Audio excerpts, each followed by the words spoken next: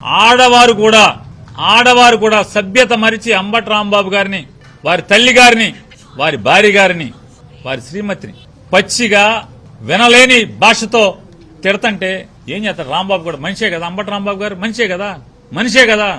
అయినా కూడా ఇంటికెళ్లి వెంటనే ఆయన ప్రెస్ మీట్ పెట్టి చెప్పాడు, నన్ను ఘోరాతి ఘోరంగా అవమానించారు, నేను ఆత్మహత్య తప్పితే నాకు ఇంకొకటి శరణం లేదు అనే స్థితిలో నన్ను దుర్భాషలాడారు. నడి బజార్లో పట్టబగలు నా తల్లిని, నన్ను, నా శ్రీమతిని అందరినీ దూషించారు. తట్టుకోలేక నేను వాళ్ళతో పాటు ఇది చేయించినటువంటి వారిని కూడా మాట జారి వచ్చి ఉండొచ్చు, అయినా కూడా తప్పే నాది, నేను విచారిస్తున్నాను. ఆ మాటలు నా నోట్లోంచి వచ్చినందుకు నేను విచారిస్తున్నాను, నా మాటలు వెనక్కి తీసుకుంటున్నానని చెప్పని నిన్న మధ్యాహ్నం ఇంటికి వెళ్ళంగానే ప్రెస్ మీట్ పెట్టి చెప్పారు. ఇక అంతకన్నా యోగ్యుడు మీ పార్టీలో ఒక్కడన్నా చూపించండి.